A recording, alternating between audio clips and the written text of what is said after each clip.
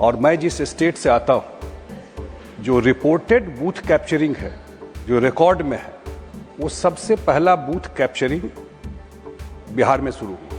पूरा कांग्रेस के रूल में 1957 में बेगूसराय में सरयू प्रसाद सिंह कांग्रेस के कैंडिडेट थे, उनके पक्ष में बूथ कैप्चरिंग पूरा किया गया। ये किताब है इंडिया टुवर्ड्स एनर्की।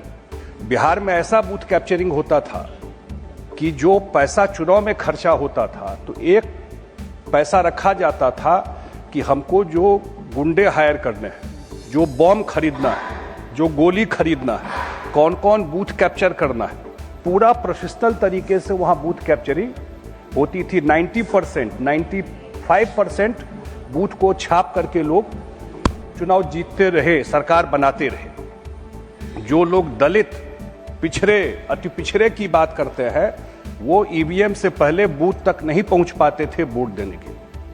यही सच्चाई बिहार की रही। जब टीएन शेषन आए, कोई भी चुनाव ऐसा नहीं हुआ पूरे 2005 से पहले जबकि 200, 400, 500 लोग नहीं मारे गए। पहली बार जब ईवीएम आया बिहार में, यहां तक होता था कि लाइट ऑफ कर दिया जाता था। आपके तरफ बैलेट है, उसको निकाल करके दूसरे तरफ डाल दिया जाता था। इस तरह का वहां एक एक घटना इतना बड़ा बड़ा है। वहां का बूथ कैप्चरिंग पूरा प्रोफेशनल तरीके से, पूरे ऐसे ऐसे लोग आइडेंटिफाई थे जो नोन थे कि ये लोग इस जिला से जाके दूसरे जिला में जाके बूथ कैप्चरिंग करें। यही वहां पे रहा। पहली बार हम लोगों ने 2005 में जब चुनाव देखा कि पहली बार यहां इलेक्शन कमीशन ने केजे राव को भेजा बिहार में, तो हाउस होल्ड नेम है आज भी कि पहली बार बिहार ने फेयर इलेक्शन देखा और ईवीएम के थ्रू लाइन लगा के वोट दे करके सुबह से शाम तक पोलिंग जो होता है, नहीं तो वहां तो 10 बजे चुनाव खत्म हो जाता था। 10-11 बजे तक बूथ छापिए, चुनाव खत्म, बाहर से ही भागा के भेज दिया जाता था। मैं एक चुनाव का रेफरेंस जरूर देना चाहता हूं। 2005 फरवरी का वोट चोरी तो समझ में आता है, आप पूरा जनमत चोरी हो गया। पूरा का पूरा 2005 के चुनाव, फरवरी के चुनाव में 2 चुनाव हुआ था उस साल बिहार में। 2005 फरवरी के चुनाव में हंग असेंबली हुआ।